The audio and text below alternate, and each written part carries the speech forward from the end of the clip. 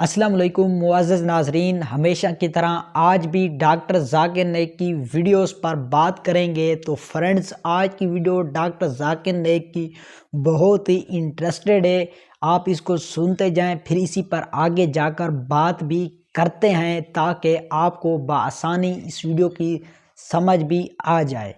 بھیجے ہوئے پیغمبر آخری بھیجے ہوئے رسول ہیں۔ اللہ سبحانہ و تعالیٰ فرماتے ہیں سورہ فاطر میں، سورہ نمبر 35 آیت نمبر 24 میں، وَإِن مِّن أُمَّةٍ إِلَّا خَلَا فِيهَا نَذِيرٌ، نہیں ہے کوئی بھی امت جس میں ہم نے ایک خبردار کرنے والا ایک پیغمبر نہیں بھیجا۔ اللہ تعالیٰ فرماتے سورہ رعد میں، سورہ نمبر 13 آیت نمبر 7 میں، وَلِكُلِّ قَوْمٍ هَادٍ، اور ہر قوم میں ہم نے ایک ہدایت دینے والا بھیجا۔ قرآن مجید میں 25 پیغمبروں کے نام ہیں۔ مثال کے طور پہ آدم علیہ السلام، نوح علیہ السلام، ابراہیم علیہ السلام، موسیٰ علیہ السلام، عیسیٰ علیہ السلام، محمد صلی اللہ علیہ وسلم، 25 پیغمبروں کے نام ہیں۔ اسلام ایک واحد غیر عیسائی مذہب ہے جس میں عیسیٰ علیہ السلام کو ماننا فرض ہے۔ کوئی بھی مسلم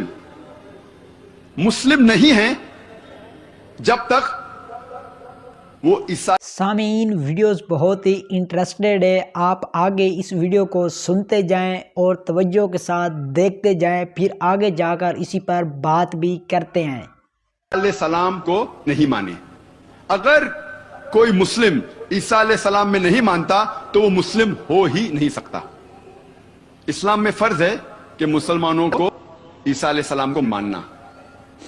ہم مسلمان یہ مانتے ہیں کہ عیسیٰ علیہ السلام اللہ سبحانہ و تعالیٰ کے بھیجے ہوئے ایک عظیم پیغمبر تھے، ایک مہان پیغمبر تھے۔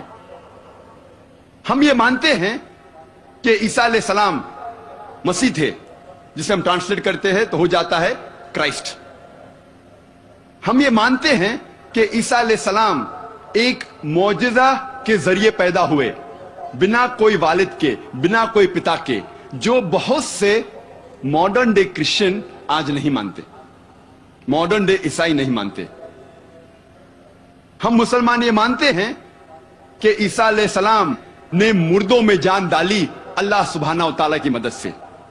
ہم یہ مانتے ہیں کہ عیسیٰ علیہ السلام نے اندھوں کو روشنی دی اور کوڑ کو سدھارا اللہ سبحانہ و تعالیٰ کی مدد سے۔ اسلام میں عیسیٰ علیہ السلام کو ماننا فرض ہے۔ قرآن مجید میں 25 پیغمبروں کے نام ہیں، لیکن اللہ سبحانہ و تعالیٰ فرماتے ہیں سورہ نساء میں، سورہ نمبر 4 آیت نمبر 164، اور سورہ غافر سورہ نمبر 40 آیت نمبر 78 میں، ہم کچھ پیغمبروں کے قصے اس قرآن میں بیان کرتے ہیں اور کچھ پیغمبروں کے نہیں۔